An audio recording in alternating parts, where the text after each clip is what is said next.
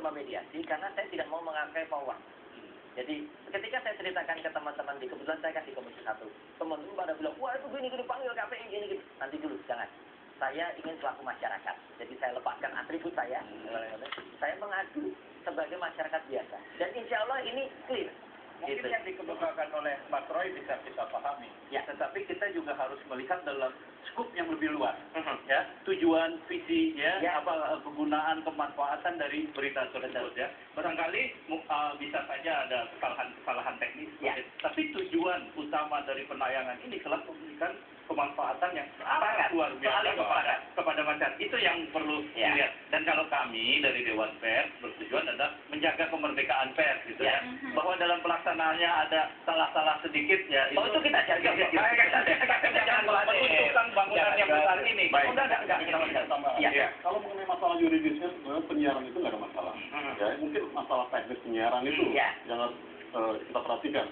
Karena ini sebenarnya sangat bermanfaat sekali untuk kepentingan nasabah. Sangatnya huruf besar dari bawah ya. Jelas. Karena artinya Anda mengatakan bahwa tayangan itu bermanfaat atau tayangan itu tidak bermanfaat bagi nasabah? Tayangan itu sangat bermanfaat buat masyarakat. Kita tahu hak dasar daripada masyarakat sebagai konsumen ini salah satunya adalah right to be informed. Dia perlu tahu supaya dia bisa waspada. Karena kita juga tahu modusnya modus lama semua kok, tapi nggak banyak orang tahu. Nah sekarang ini momentum yang sangat luar biasa dengan menginformasikan segalanya kepada masyarakat. Boleh dikabarkan, tetapi ada catatan seperti ada tulisan atau bagaimana? Itulah makanya kan di sini kalau KPI melihatnya kepada untuk tujuannya adalah supaya semua yang disampaikan kepada masyarakat itu informasi itu objektif, benar, berkualitas ya sampaikan. Nah di sini memang ada rambu-rambu yang mana apa yang boleh tidak boleh. Seperti apa detail teknis rinci itu sampai di mana boleh. Oke, kalau rinci teknis itu jangan terlalu rinci begitu kalau untuk urusan pembobolan ATM Bank karena dikhawatirkan mengajarkan penjahat begitu Pak? Itu yang karena bisa begini, bisa saja maksud kita baik ya, tapi bisa ditangkap juga oleh interpretasi untuk keperluan yang lain. Jadi bisa ada efek samping, ada efek lainnya. Nah ini oleh karena itu setiap tayangan yang begini harus ada tambahan informasi dan pihak misalnya naratornya, pencetaknya ini ada rekayasa dan hati-hati Anda karena bisa begini prakteknya gitu kayak gitu itu tambahan informasi yang redundancy saja mengulangi memperkuat bahwa ini sebetulnya hal-hal yang harus bentuk dari jitter. Jitter itu alat pengaman di ATM yang dia membuat mesin itu supaya tidak anti. Karena kenyataannya malah justru karena ada informasi yang kurang clear ya, justru malah sekarang alat pengaman jitter itu malah sekarang sama orang kadang-kadang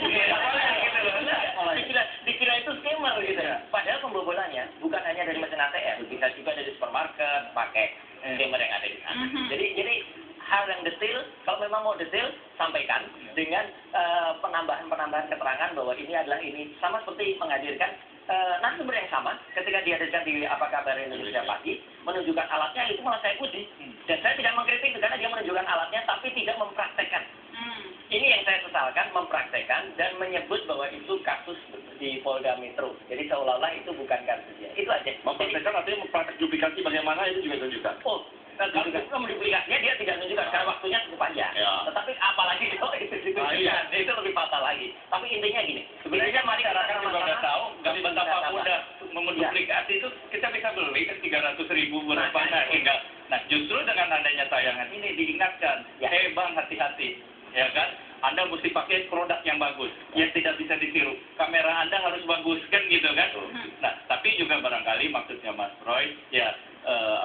Para wartawan termasuk jurnalistik di televisi mungkin ya semacam warning aja ya, tapi jangan sampai ini meruntuhkan kemerdekaan. Makanya kesimpulan kemarin ketika sudah ada kami ada kesalahan, saya juga bilang saya hanya mengkoreksi yang ini clear, bahkan saya jamin dari Komisi 1 meskipun saya kemarin selaku pribadi tapi tidak bisa terlepas bahwa kemerdekaan pers itu akan kita jamin sepanjang sesuai dengan rambu-rambu tadi gitu. Jadi yang penting juga nasabah dibela. Iya. Waktunya saya masih ente.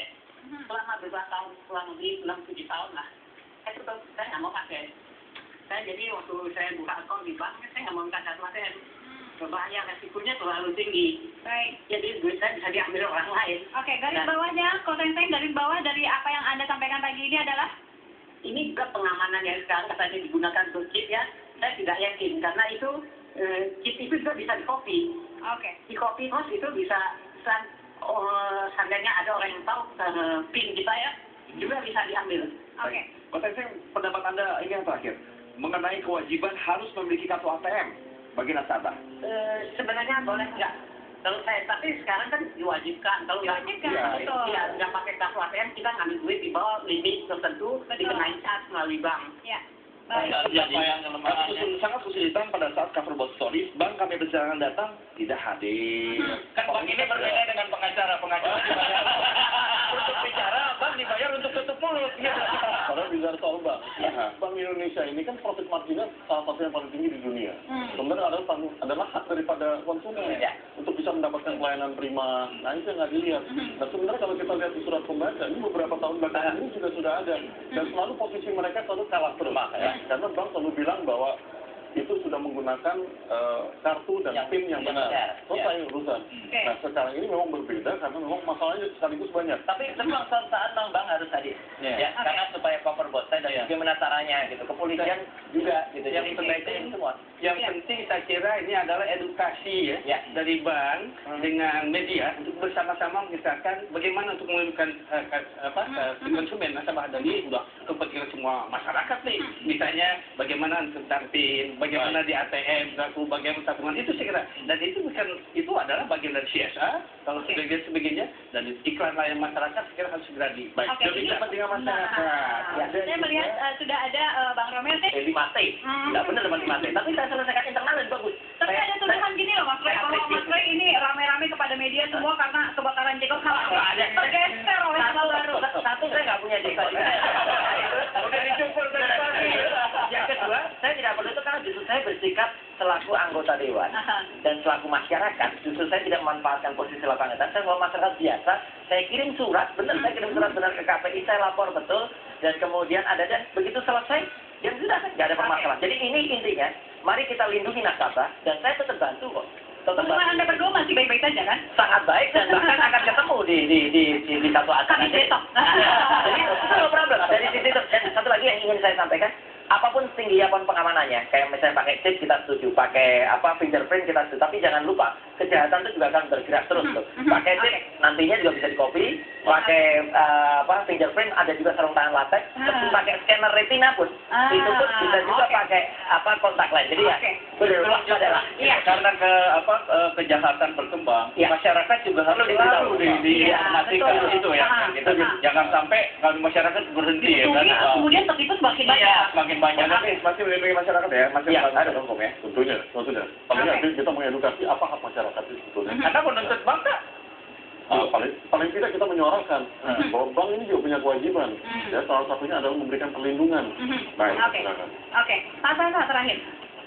Saya dari KPI cuma menyarankan aja supaya ini jangan berhenti.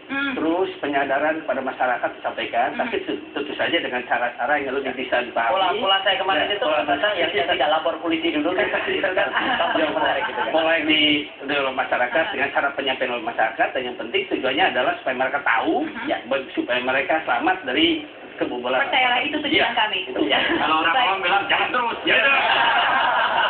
Kalau Demokrat bilang lanjutkan.